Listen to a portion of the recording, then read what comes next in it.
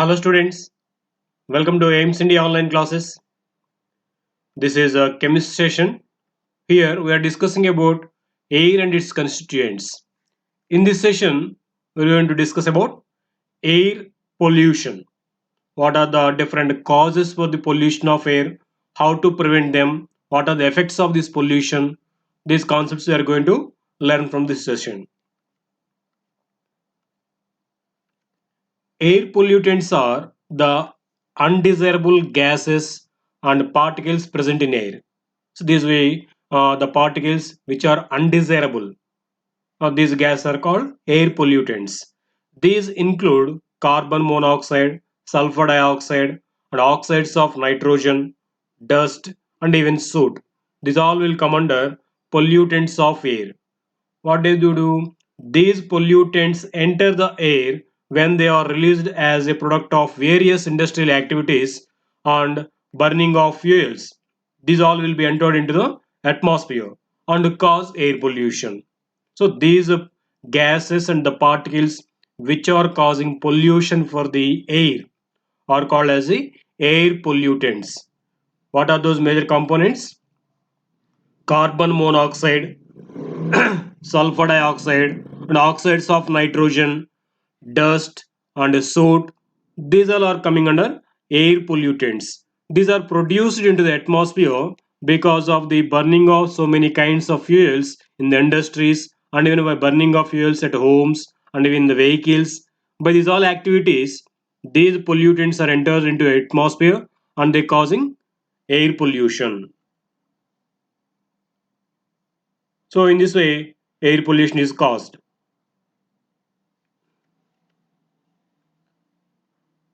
Carbon monoxide. One of the air pollutant is carbon monoxide. Carbon monoxide is formed as a result of incomplete combustion of fuels. We know when fuels are burnt, they produce majorly carbon dioxide. When fuels are burnt in the presence of oxygen, they produce carbon dioxide as we know. When these fuels are burnt in the presence of insufficient amount of oxygen, then they may produce carbon monoxide instead of carbon dioxide. So in that way, carbon monoxide enters into the atmosphere by the incomplete combustion of fuels. That means the combustion of fuels in the insufficient amount of oxygen. Carbon monoxide is produced. Carbon monoxide is a toxic gas. It has no color and no smell. This makes it even more dangerous because its presence cannot be detected as it has no color and no smell. It causes serious health disorders. You may learn about it in the higher classes as this carbon monoxide reacts with the blood directly. It forms a chemical compound carboxyhemoglobin. So instead of oxygen, carbon monoxide directly enters into blood and reacts with that. So that person who inhaled it may feel suffocation and health disorders they may face. Even the people may die also because of this carbon monoxide. So that much dangerous this gas is. Okay. Next, one more pollutant, sulfur dioxide. Sulfur dioxide is released into the air when fossil fuels are burnt. This pollutant is present in the large quantities in chimneys emission from the thermal power stations and petroleum refineries and fertilizer factories where the thermal chimneys are there. From those on burning of these fossil fuels, the sulfur dioxide enters into the atmosphere. This is also one of the air pollutant. Mostly by the combustion of these fossil fuels, the sulfur dioxide gas is produced. One more, oxides of nitrogen. Just like the sulfur dioxide, nitrogen oxides also causing pollution to the atmosphere. Actually, nitrogen is not a very reactive gas. However, it can combine with oxygen at a high temperatures and form oxides of nitrogen. It forms different kinds of oxides. Apart from the automobiles, oxides of nitrogen are also emitted by factories that manufacture nitric acid and other such chemicals. So from the automobiles, this nitrogen dioxide is produced, not only from those, even from factories where these chemicals like nitric acid and these all are prepared. There also there will be evolution of nitrogen oxides into the atmosphere. And one more pollutant, dust and soot. Small amount of dust particles do not harm. Yes, actually, as a matter of fact, they help in the precipitation of water vapor and hence in the formation of clouds and rain. So the small quantity of dust particles, they do not cause any harm to us. Even they help us in the rain process. How they will help in the precipitation of small droplets of water in the atmosphere and hence the formation of clouds, from there rain. In this way, small quantity of dust helps us. However, an excessive amount of these cause serious respiratory problems. So if there is dust or soot in the large quantity, they may cause respiratory problems. Dust refers to very fine particles of soil or ash. A small difference is there between the dust and soot. They are from different sources. Dust refers to very fine particles of soil or ash, and soot refers to very fine particles of carbon. When suspended in air, dust and soot are collectively called SPM, which is abbreviation of suspended particulate matter. So these dust particles and soot particles are altogether called as suspended particulate matter, which we say simply as SPM. So if there is a large quantity, they may cause respiratory problems.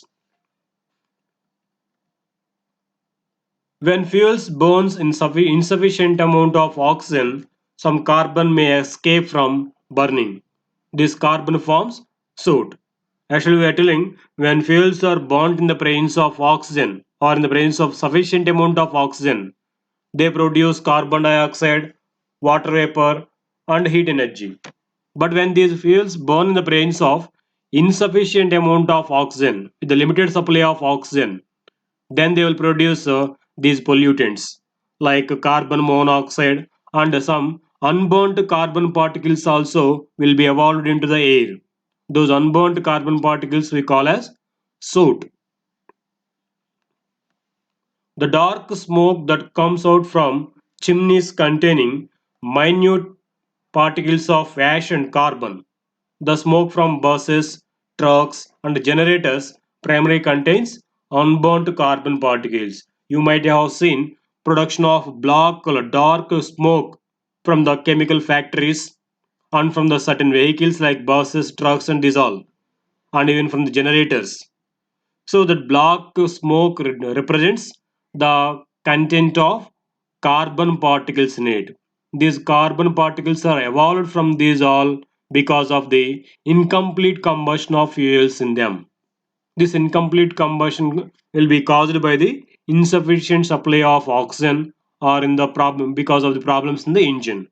So that because of these reasons, sometimes fuels will be undergone incomplete combustion. Then they may produce these pollutants like carbon monoxide, and unburnt carbon particles also will be evolved out. Because of this presence of unburnt carbon particles only, that smoke seems very dark and even black color. So because of the presence of these carbon particles. So by the incomplete combustion of fuels in these all, they produce soot, that is carbon particles. So the finer the particles of this soot, the more harmful they are because they cannot be filtered by nasal air. So if the particles are very smaller, very tiny, so those cannot be controlled or stopped or filtered by our nostril air. They will be inhaled directly. They reach our lungs directly. So they may cause us harm. When deposited on plant leaves, when these soot particles are deposited on the leaves of the plants, these particles hinder photosynthesis process because they'll be covered with these carbon particles. So then the leaves, they cannot absorb sunlight and water from the atmosphere. Even they cannot absorb carbon dioxide also. because these leaves are being covered by these soot or carbon particles. In that way, this is soot hinder the photosynthesis process in the plants when these soot fallen on the leaves of the plants. Okay, in that way they are causing harm. What are the hazards of these air pollutants, or what are the hazards of this air pollution? Now we have seen what are the different kinds of air pollutants like carbon monoxide, sulfur dioxide, nitrogen oxides, and even dust particles and soot. These all will come under air pollutants. What are the effects of these air pollutants? What are the hazardness caused by these air pollutions? Let us see here. One of the important thing is acid rain. Acid rain is formed when sulfur dioxide and oxides of nitrogen in the atmosphere dissolve in rainwater. So we have learned that these sulfur dioxide and oxides of nitrogen are produced from chemical factories and by the combustion of these fossil fuels, isn't it? So these will be produced into from these chemical factories and reaches the air and mix with the air. So when this air dissolves into the rainwater, that forms like a acid rain. So these are the reactions occurring in the atmosphere before acid rain occurring. So the sulfur dioxide and sulfur trioxide gases dissolve into the rainwater and form the respective acids. And even here, nitrogen oxides also, if you see nitrogen dioxide on dissolving into water in the presence of oxygen, forms a nitric acid. So in this way, when these pollutant gases like sulfur dioxide and oxides of nitrogen, when they are produced into the atmosphere by the combustion of fossil fuels in the factories and industries, they dissolve into the rainwater and cause acid rain. Acid rain is formed mostly near thermal power stations and other industrial places where factories use fossil fuels. We told here these gases are produced when fossil fuels are burned. So generally this acid rain occurs near thermal power stations and industries where fossil fuels are burned. And even automobiles using fossil fuels also contribute towards the formation of acid rain. So wherever these fossil fuels are burnt, there will be production of these oxides of sulfur and nitrogen. So if there is production of these gases like sulfur dioxide, nitrogen dioxide, they will dissolve into rainwater and form acid rain. So at industries and even at automobiles, there is a chance of getting acid rain because these are using fossil fuels and hence there is production of these oxides of sulfur and nitrogen. Okay, acid rain affects the soil fertility, vegetation and aquatic life also, isn't it? So soil will be eroded. pH of the acid will be, pH of the soil will be changed because of the presence of chemicals in this rainwater. So soil will be eroded. And even vegetation also, even plants also will be spoiled by this acid rain. And even aquatic life too. Aquatic life means the living things which are living inside the water are called aquatic life. So as this was what acid rain reaches the water in the water bodies like oceans, rivers and lakes, the living things like fishes and dissolve, they will drink this acid water and they may die also. In that way, this acid rain affects aquatic life, even vegetation like crops, and the soil also will be spoiled by this acid rain. Not only that, it also causes damage to cement, steel, marble, and bricks, among us others. So it will spoil these all constructions also made up of these steel, marble, and these all. It is suspected that the marble of Taj Mahal is slowly being damaged by acid rain. You know, this Taj Mahal is made up of marble completely, isn't it? So marble is nothing but it's a limestone. It is a chemical, calcium carbonate. So when it acid rain occurs, the acids present in that acid rain will react with the marble, which is calcium carbonate, and it forms some other salts there. In that way, it forms a thin layer of other chemicals on the marble. So its shining will be damaged. See here, the color is being damaged, lightened. Shining is being reduced. This is because of the acid rain. The marble in the Taj Mahal is being slowly reacting with the acids present in the rain and it is being damaged. Okay, these are the harmful effects of acid rain. So this we can say a glance of the acid rain and its effects. So by the production of these gases from the automobiles and vehicles and industries, these gases of sulfur dioxide and nitrogen dioxide entering the atmosphere and they reach with this water vapor present in the air and they mix with the clouds and they react with the water present in them. Along with the rain, they come down in the form of acid rain. So they spoil the constructions which are made up of steel and dissolve. Not only that, they may cause respiratory problems also for the living things who inhale this air. And they spoil the of plants or trees. They destroy the trees and forests also because of soil erosion. So soil will be polluted because of that trees will be died.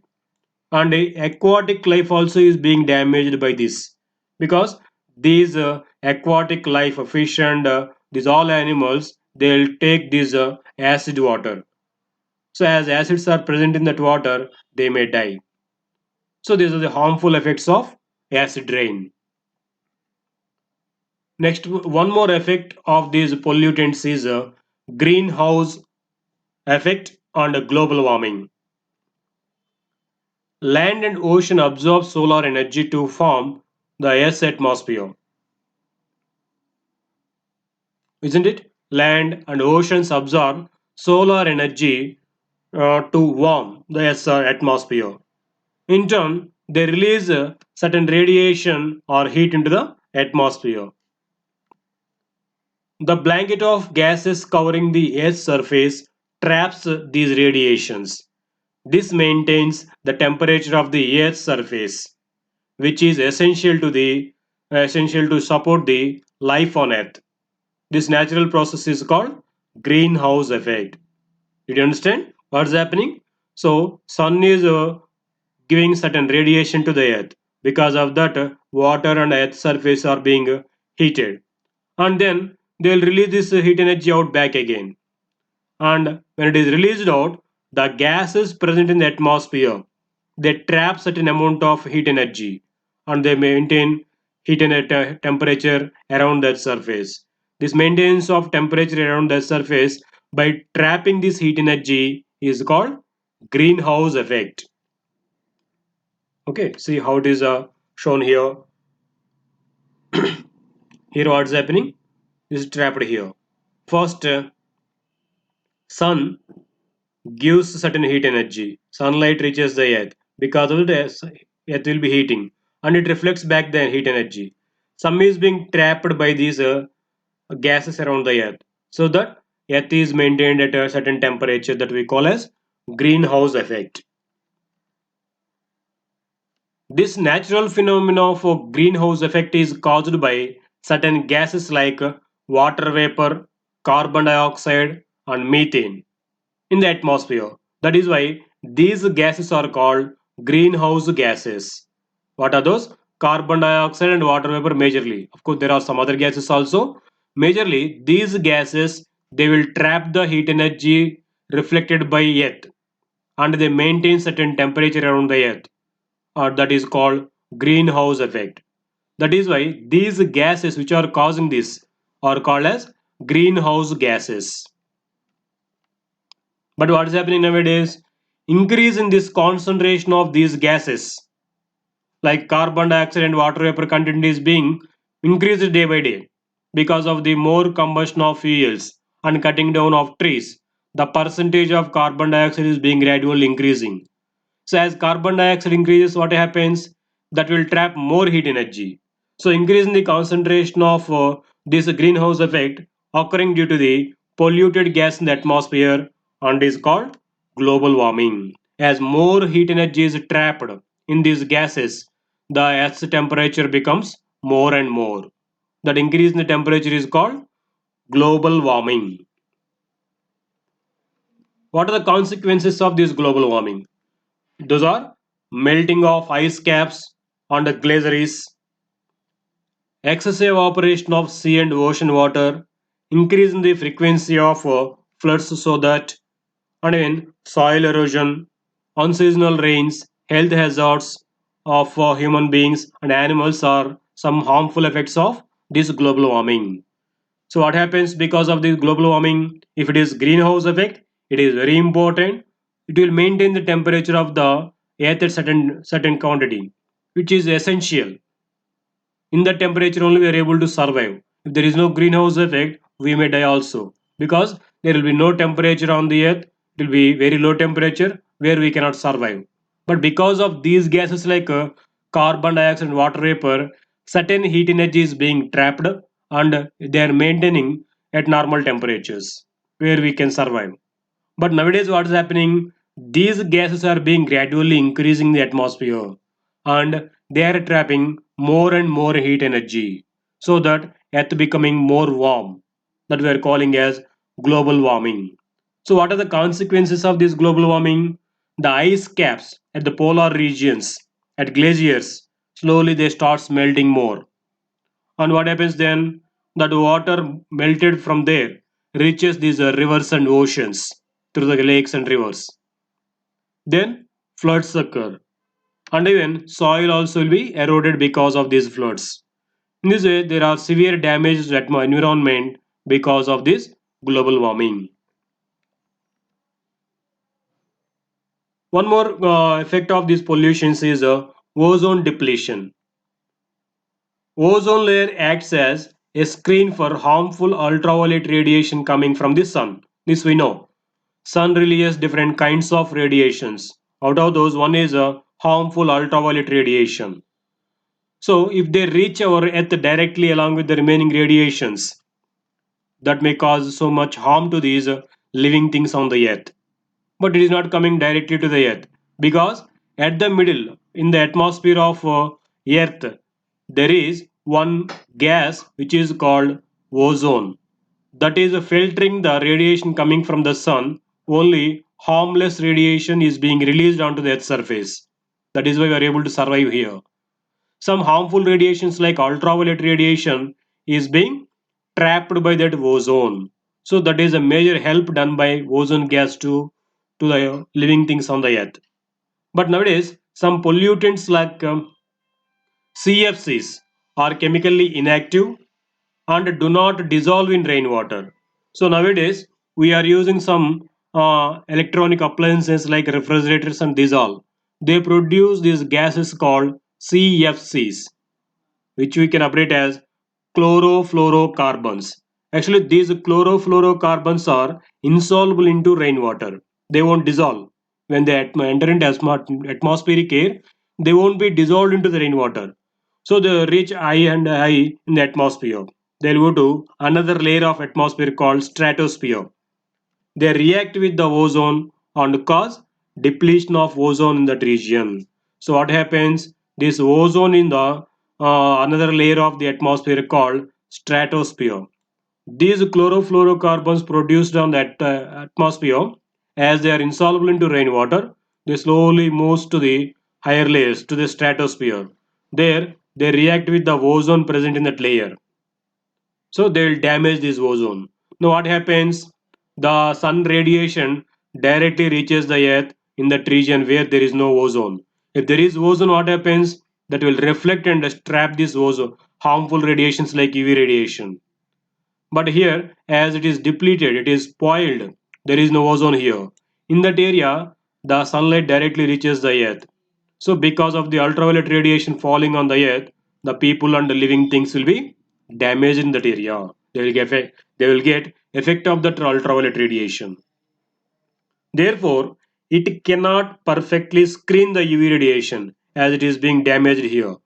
Once this radiation reaches the Earth's surface, it causes many undesirable effects like skin cancer, damage of plants, crops, and dissolve will be happened. So that much dangerous these UV radiation are. So if they come directly to the Earth's surface, they cause many undesirable effects to these living things. So this ozone is protecting from these harmful radiations. But because of the pollutants like CFCs that is being damaged nowadays, that we call ozone depletion. Okay, what we can do for controlling this pollution of air, that we say prevention of air pollution. We all know that we need a healthy and clean air for breathing.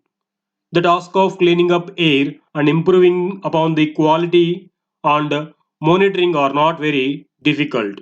So we can do it. For doing so, we have to take some steps that are necessary for maintaining pure and healthy air. Some such steps are shown here. Let us see those. One of them is, as far as possible, lead-free fuel such as compressed natural gas should be used for running cars and other vehicles. So if you use compressed natural gas, no harmful gases will be produced into the atmosphere. Okay, only harmless carbon dioxide and water vapor are released. But if you use lead-containing fuels, they may produce harmful gases into the atmosphere, which cause air pollution. Okay, the vehicle should be subjected to strengthen the air pollution checks. So frequently we have to check the vehicles, we have to maintain them with the frequent services so that they won't produce much pollution. Similarly, we should be vigilant about the polluting industrial units. Okay, one more, shift to using the less polluting forms of power generation such as solar energy, wind energy, tidal and thermal energy. So if we use this all, there will be no production of pollution anything. If you use solar energy, are there any gases coming out from that? No, nothing. It will produce no pollution. Even the tidal energy also. Even solar energy, wind energy, tidal energy, these all will not produce any pollution.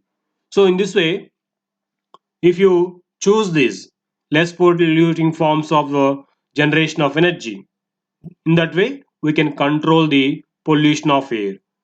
Use of other forms of renewable energy may also be explored. The use of fossil fuels should be reduced to minimum. So first of all, we should control the usage of these fossil fuels because by the combustion of these fossil fuels only more polluting gases are being produced like sulfur dioxide and oxides of nitrogen. So smoke precipitation should be installed in all chimneys and factories and mills. So from the factories, these polluting gases are being directly entered, released into the atmospheric air. Instead of that, if these chimneys are kept with the filters, so before this gas being entered into the atmosphere, if they are filtered, then harmful gases can be stopped there itself. In that way also, we can control the pollution of air. Okay. Thank you for watching our video. Please subscribe our YouTube channel Aims Today for latest updates on recorded videos.